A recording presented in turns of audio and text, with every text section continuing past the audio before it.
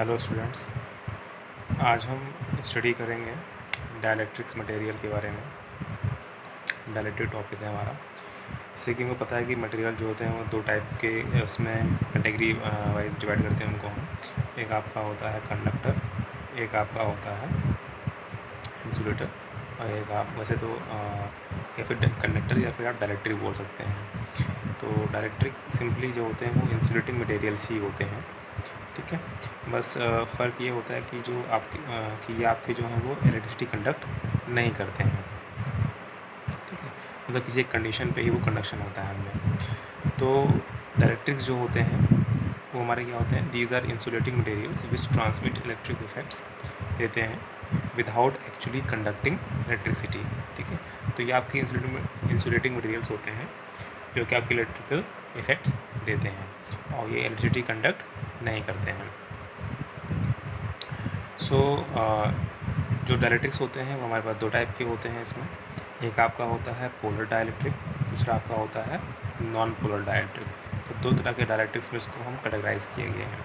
एक चीज़ और है, जैसे कि हम लोग कोई कंडक्टिंग मटेरियल होता है उसको अगर हम इलेक्ट्रिक फील्ड रीजन में रखते हैं तो क्या होता है कि हम देखते हैं कि उस कंडक्टर के अंदर जो इलेक्ट्रिक फील्ड होती है, नेट इलेक्ट्रिक फील्ड, वो ज़ीरो हो जाती है।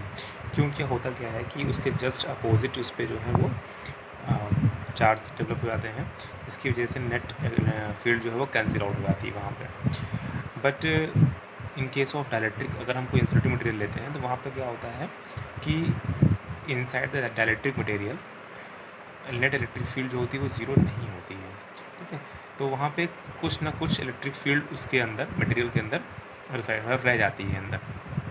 तो यही एक रीज़न है कि हम लोग डाइलेक्ट्रिक को जब किसी कैपेसिटर प्लेट्स के अंदर इंसर्ट करते हैं तो हमें वहाँ पे वो जो है उसका जो फील्ड है वहाँ पे वो, या फिर जो उसकी कैपेसिटेंस है वो बढ़ा देता है वहाँ पे, ठीक है। तो हाँ, एक चीज़ है कि जो भी हम फील्ड अप्लाई करते हैं डाइलेक्ट्रिक मटेरियल पे, आउटर फील्ड वो ज़्यादा होती है और जो इलेक्ट्रिक फील्ड, जो नेट इलेक्ट्रिक फील्ड बचती है अंदर, वो हमारी कम होती है, ठीक है। तो उसको भी हम डिस्कस करेंगे।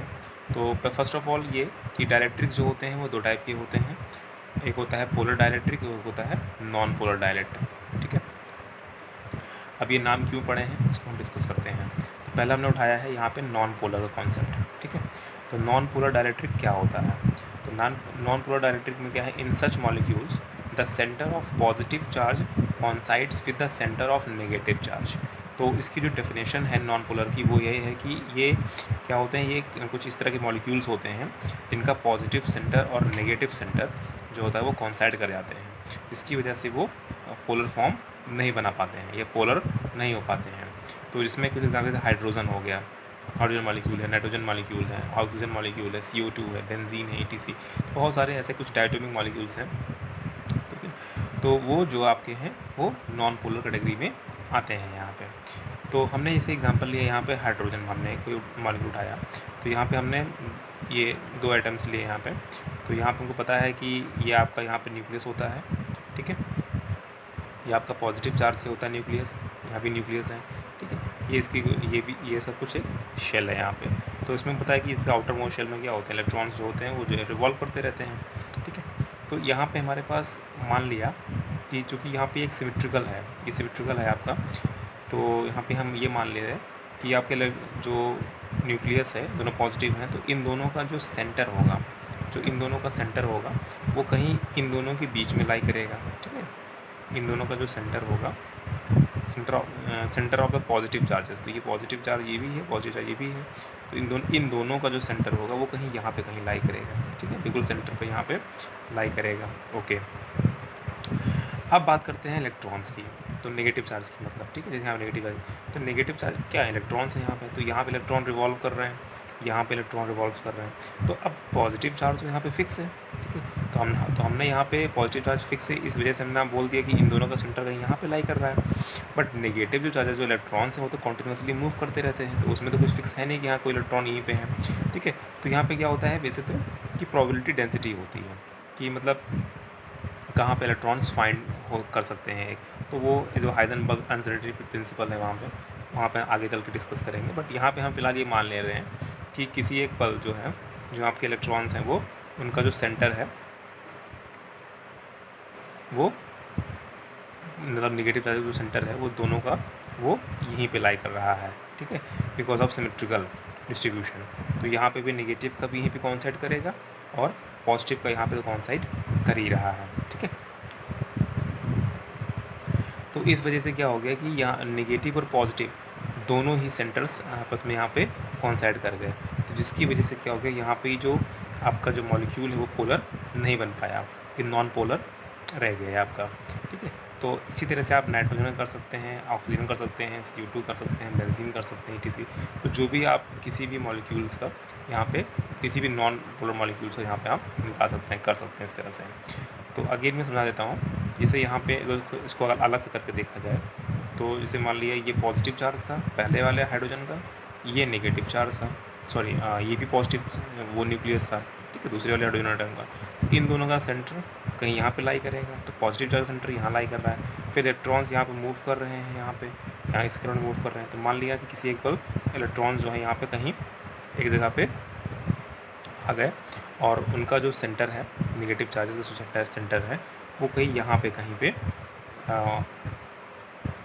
कॉन्साइड करेगा, ठीक है। तो वो पॉजिटिव चार्ज के ऊपर ही वो कॉन्साइड कर जाएगा नेगेटिव चार्ज वाला। तो यहाँ पे जब कॉन्साइड कर गया, जिसकी वजह से क्या हो गया कि पॉजिटिव और नेगेटिव दोनों एक साथ में कॉन्साइड कर गए, तो यहाँ पे जो कोई भी डाइपोल मोमेंट नहीं है, या फिर कोई भी डाइपोल नहीं फॉर्म हो रहा है। जब कोई डाइपोल मोमेंट नहीं है तो यहाँ पे वो मॉलिक्यूल कैसा हो गया, नॉन पोलर हो गया, ठीक है। अब थोड़ा सा ये बात और करते हैं कि क्या ये नॉन पोलर मॉलिक्यूल जो है ये क्या हमेशा नॉन पोलर ही रहता है, क्या ये पोलर नहीं बन सकता है, कि या फिर इसका कोई डाइपोल मोमेंट नहीं होता है, ठीक है। तो मान लिया हमने यहाँ पे कोई एक ऐसे मॉलिक्यूल्स लिए हैं, नॉन पोलर मॉलिक्यूल लिए हैं, तो यहाँ पे जैसे हमने देखा कि पॉजिटिव चार्ज और नेगेटिव चार्ज दोनों का सेंटर जो है वो कॉन्साइड कर जा रहा है यहाँ पे, ठीक है। तो यहाँ पे भी पॉजिटिव चार्ज नेगेटिव चार्ज का सेंटर, पॉजिटिव चार्ज का सेंटर मान ली बहुत पास बहुत ज़्यादा क्लोज हैं, तो हम फिर भी आपको दिखाने के लिए बना दे रहे हैं ऐसा वो दूर, लेकिन ये बिल्कुल कॉन्साइड पे हैं। तो यहाँ पे नेगेटिव चार्ज पॉजिटिव चार्ज, तो इन दोनों का जो सेंटर है, तो यहाँ पे क्या देख रहे हैं कि ये दोनों सब कॉन्साइड कर जा रहे हैं, यहाँ पे ये कॉन्साइड है, नेगेटिव चार्ज पॉजिटिव चार्ज सब कॉन्साइड है यहाँ पे, ठीक है। ये तब की बात है जब आपका यहाँ पे कोई भी एक्सटर्नल कोई भी फील्ड अप्लाई नहीं हो रही है, ठीक है। जो भी हमने बात की ये सब तब की बातें हैं, सब जब तक कोई इलेक्ट्रिकल फील्ड कोई बाहरी कोई एक्सटर्नल इलेक्ट्रिक फील्ड कोई अप्लाई नहीं हो रही है नॉन पोलर मॉलिक्यूल्स पे, ठीक है। अब नेक्स्ट हमारे पास जो कंडीशन बनती है कि अगर हम इस पर इलेक्ट्रिक फील्ड कोई आउटर इलेक्ट्रिक फील्ड अप्लाई करते हैं तब क्या होगा, ठीक है। सो जब हम इस पर इलेक्ट्रिक फील्ड अप्लाई करेंगे तो देखते हैं क्या होता है। ये हमने यहाँ पे एक बनाया बॉक्स, ठीक है, कोई एक सब्सटेंस लिया मतलब, और यहाँ पे हमने जो है इलेक्ट्रिक फील्ड यहाँ से अप्लाई कर दिया। मान लिया कि इलेक्ट्रिक फील्ड क्या होती है, पॉजिटिव टू नेगेटिव होती है। तो मान लिया इलेक्ट्रिक फील्ड की जो डायरेक्शन है वो ये हमारे पास इलेक्ट्रिक फील्ड की डायरेक्शन होगी E0 है, जो हमने यहाँ पे अप्लाई किया हुआ है। सो यहाँ पे हमारे पास क्या हो गया कि जैसे इलेक्ट्रिक फील्ड इस पर अप्लाई करेंगे तो हमको ये देखने को मिलेगा कि जो ये आपका मॉलिक्यूल्स हैं वो कुछ इस तरह से होने लगेंगे, मतलब कि वो इलेक्ट्रिक फील्ड के अलॉन्ग अलाइन होने लगेंगे, ठीक है। और कुछ आपका वो एक्सटेंड हो जाएगा, ठीक है। क्योंकि होता ये है कि पॉजिटिव चार्ज एक तरफ हो जाते हैं, नेगेटिव चार्ज एक तरफ होने लगेंगे। अलग मैं दिखाता हूँ आपको करके, कुछ इस तरह से बनने लगेगा। ये कुछ हल्का सा इसका शेप जो है थोड़ा मॉलिक्यूल्स का वो थोड़ा सा डिस्टॉर्ट हो जाएगा यहाँ पे। इसकी वजह से क्या होगा यहाँ पे कि इधर आपके नेगेटिव चार्ज आ जाएंगे और इधर आपका पॉजिटिव आ जाएगा। इधर आपका नेगेटिव, इधर आपका पॉजिटिव, इधर आपका नेगेटिव, इधर आपका पॉजिटिव, इधर आपका नेगेटिव, इधर आपका पॉजिटिव।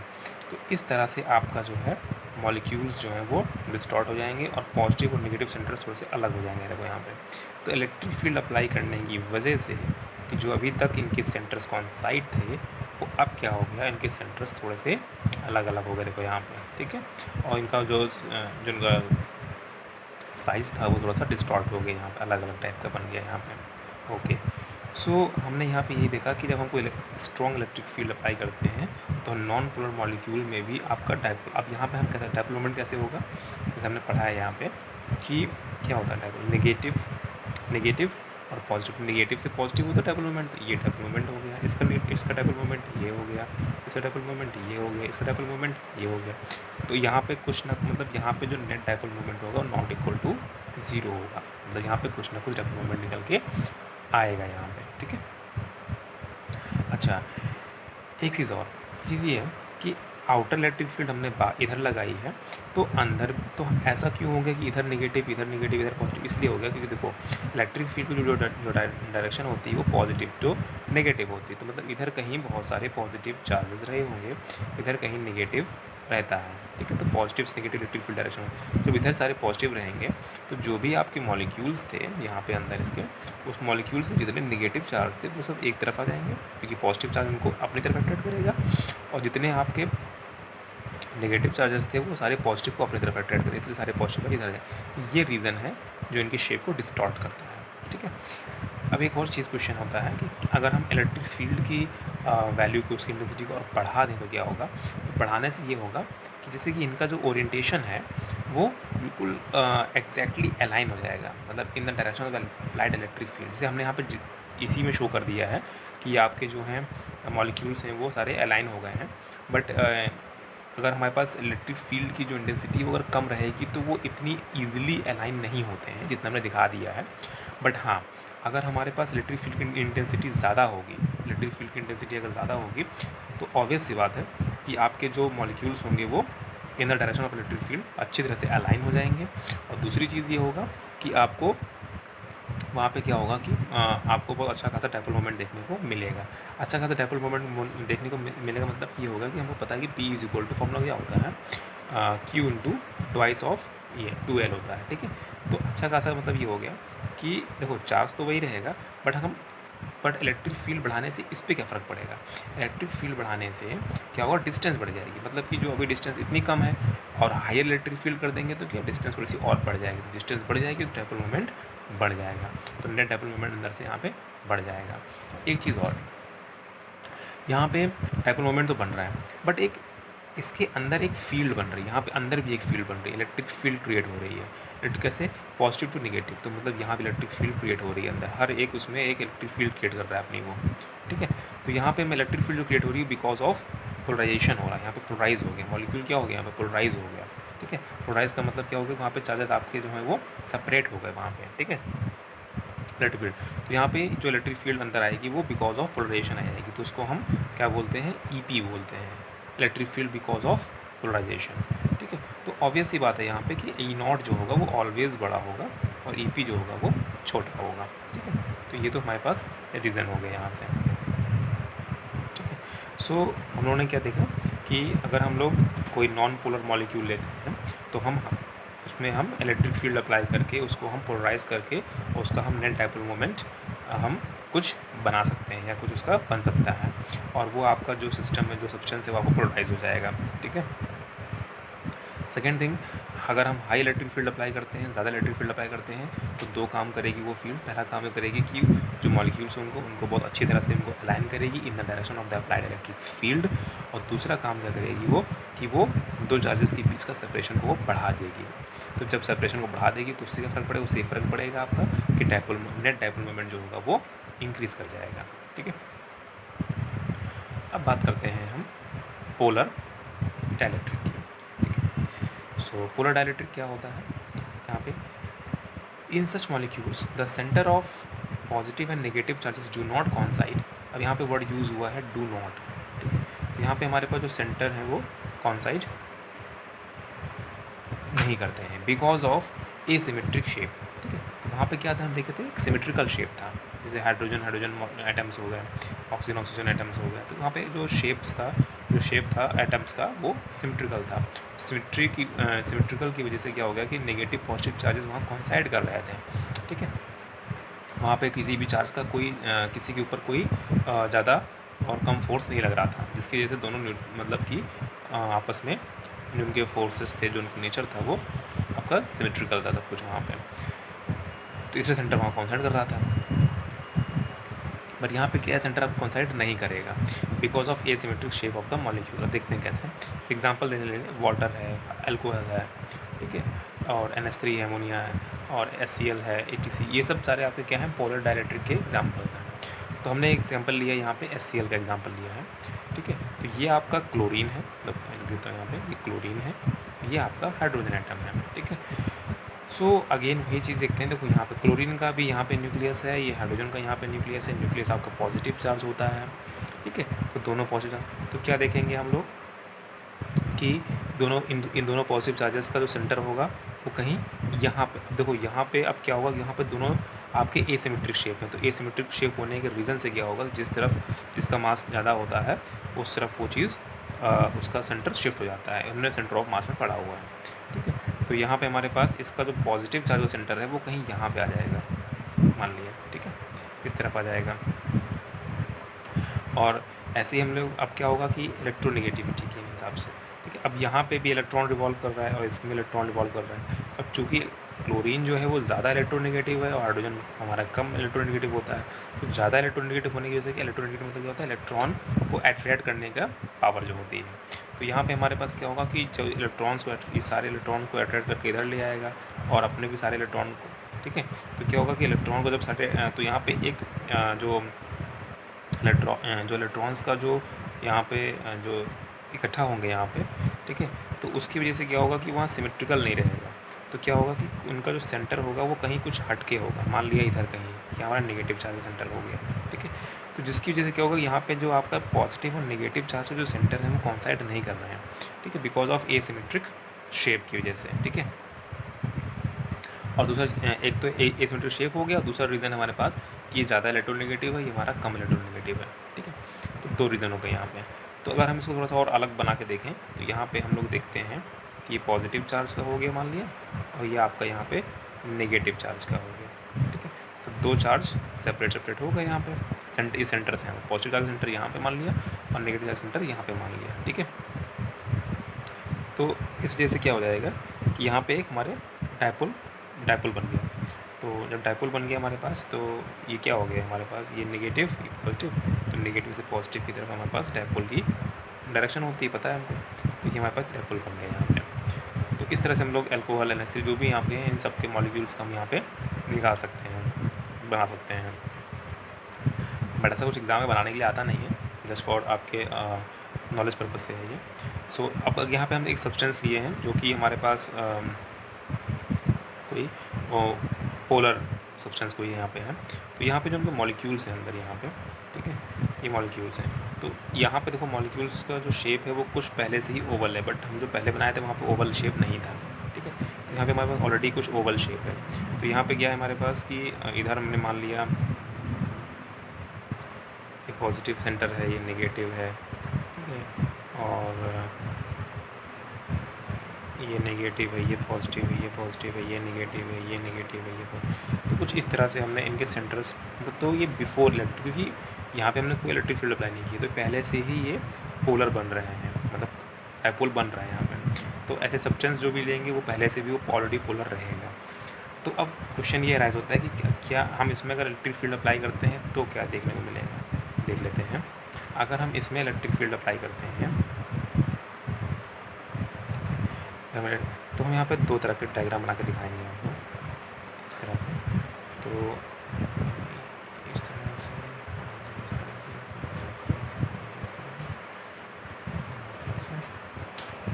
ये हो गया आपका, ठीक है। तो यहाँ पे जैसे ही हम इलेक्ट्रिक फील्ड, यहाँ भी इलेक्ट्रिक फील्ड अप्लाई है, इसको मान लिया E1, और यहाँ भी इलेक्ट्रिक फील्ड अप्लाई किया है, दोबारा मान लिया E2 मान लिया, ठीक है। अब यहाँ पे हमने कंडीशन ले लेंगे कि E2 is greater than E1, ये कंडीशन माना है। तो जो E1 में क्या होगा, इधर अगर पॉजिटिव चार्ज दिखाया था ना, इधर पॉजिटिव दे, इधर नेगेटिव दे, तो वैसे ही इस केस में भी इधर पॉजिटिव दे, इधर नेगेटिव।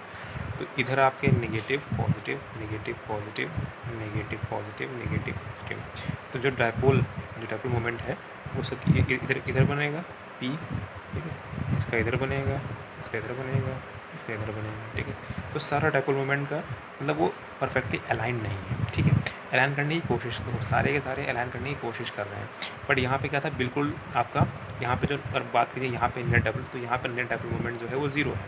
क्यों? क्योंकि देखो यहाँ पे डायपोल मोमेंट क्या बन रहा है, इसका इधर डायपोल मोमेंट बन रहा है, ठीक है, इसका कहीं इधर बन रहा है, इसका कहीं इधर बन रहा है, इसका इधर से इधर बन रहा है, तो ये नेट डेवलप मोमेंट यहाँ पर ज़ीरो हो जाता है। बट यहाँ पे नेट डेवलप मोमेंट ज़ीरो नहीं होगा, मतलब कि यहाँ पे जो नेट डेवलप मोमेंट ज़ीरो नहीं होगा इस ईवन फील्ड की। तो यहाँ मान ली P1 मान लिया, ठीक है। तो इस ईवन फील्ड की वजह से यहाँ पे P1 जो नेट डेवलप मोमेंट होगा वो ज़ीरो नहीं होगा। हाँ, बस फ़र्क ये है कि यहाँ पे आपका इलेक्ट्रिक फील्ड कम है, इसकी इंटेंसिटी कम है, जिसकी वजह से क्या हो जाएगा कि आपका पूरी तरह से अलाइन नहीं होगा, पूरी तरह से अलाइन नहीं होगा।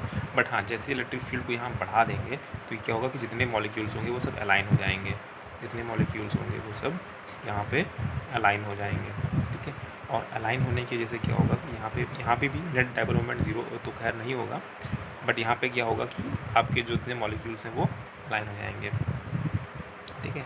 और एक चीज़ और कि यहाँ पे थोड़ा सा इनकी लेंथ भी बढ़ जाएगी, ठीक है।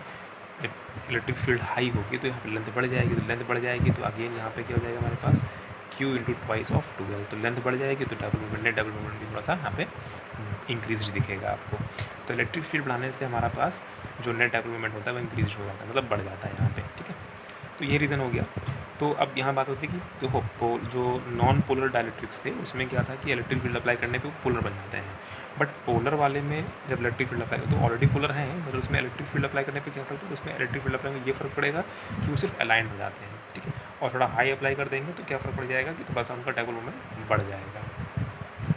वही चीज़ और यहाँ पे कि जो डाइपोल मोमेंट है हमारे पास वो इस तरफ डाइपोल मोमेंट है हमारे पास, ठीक है। तो एक क्वेश्चन ये भी आता है कि जो भी आपका नेट डाइपोल मोमेंट होता है वो along the applied electric field होता है। जो भी आपका नेट डाइपोल मोमेंट होता है उस सब्सटेंस का वो आपका along the direction of electric field होता है। तो इलेक्ट्रिक फील्ड की डायरेक्शन में ही आपका नेट डाइपोल मोमेंट बनता है। और जो ये डाइपोल जो क्रिएट होते हैं, जो पॉजिटिव और नेगेटिव चार्ज, इसी सिस्टम को जो ये जब हम किसी इलेक्ट्रिक फील्ड अप्लाई करते हैं और पॉजिटिव और नेगेटिव चार्जेस क्रिएट होते हैं, अलग अलग सेपरेट होते हैं, इसी फिनोमेना को हम लोग पोलराइजेशन बोलते हैं, ठीक है। और उसी पोलराइजेशन की वजह से यहाँ पे हमारे पास डाइपोल मोमेंट का जो मीनिंग निकल के आती है। तो in short we can say कि जो पोलराइजेशन हो रहा है उस सब्सटेंस में, मॉलिक्यूल में, वो हमारा in the direction of the electric field हो रहा है, ठीक है। तो पोलराइजेशन की डायरेक्शन वही है जो अप्लाइड इलेक्ट्रिक फील्ड की है, ठीक है। ये क्लियर हो गया। ओके, सो नेक्स्ट हमारे पास यहाँ पे है कि dipole moment per unit volume. तो इसको मेज़र कैसे करते हैं? तो dipole moment per unit volume का मतलब ये हो गया, जैसे मान लिया हमने यहाँ पे एक ये बॉक्स बनाया था, तो नेट वॉल्यूम, अब ऑब्वियस सी बात है यहाँ पे कि जैसे मान लो कि इसको हम डिवाइड कर दें, अगर हम थोड़ा सा डिवाइड कर दें ऐसे करके, तो यहाँ पे 4 पार्ट हो गए, ठीक है। तो इसका dipole moment per unit volume तो 1/4 हो गया, मतलब P/4 हो गया, इसका क्या हो गया P/4, ठीक है। ऐसे तो इस तरह से हम लोग dipole moment per unit volume निकाल सकते हैं, मतलब सेंटीमीटर क्यूब या मीटर क्यूब जो भी आप लेना चाह सकते हैं। Dipole moment per unit volume जो आपका जो है उसी को हम पोलराइजेशन बोलते हैं कि कितना हमारे पास पोलराइजेशन हुआ है पर्टिकुलर वॉल्यूम में, ठीक है। सो हम कह सकते हैं कि जो पोलराइजेशन है या नेट डाइपोल मोमेंट है, पोलराइजेशन है, वो इलेक्ट्रिक फील्ड के डायरेक्टली प्रोपोर्शनल है, मतलब जितना ज़्यादा इलेक्ट्रिक फील्ड होगी उतना ज़्यादा हमारा पोलराइजेशन होगा यहाँ पे, ठीक है। तो जब इसको ये प्रोपोर्शनली कांस्टेंट हटेगा तो यहाँ पे एक कांस्टेंट का टर्म आता है, इसको हम साई बोलते हैं, CHI, ठीक है, CHI साइज बोलते हैं। तो इसी को हम बोलते हैं electric susceptibility of a material, ठीक है। तो P = साई × E, ये हमारे पास इसका ये फॉर्मूला बनता है यहाँ पे। सो इसकी और डिटेल में स्टडी करेंगे आगे मैग्नेटिक चैप्टर्स में वहाँ पे। तो यहाँ पे हमारे पास ये इसे बोलते हैं पोलराइजेशन फिनोमेना हो जाता है हमारे पास। तो ये तो पूरा कॉन्सेप्ट था हमारे पास, वो आपका इसी पे बेस्ड था, पोलर और नॉन पोलर डाइलेक्ट्रिक्स मटेरियल्स पे, ठीक है। Okay, thank you.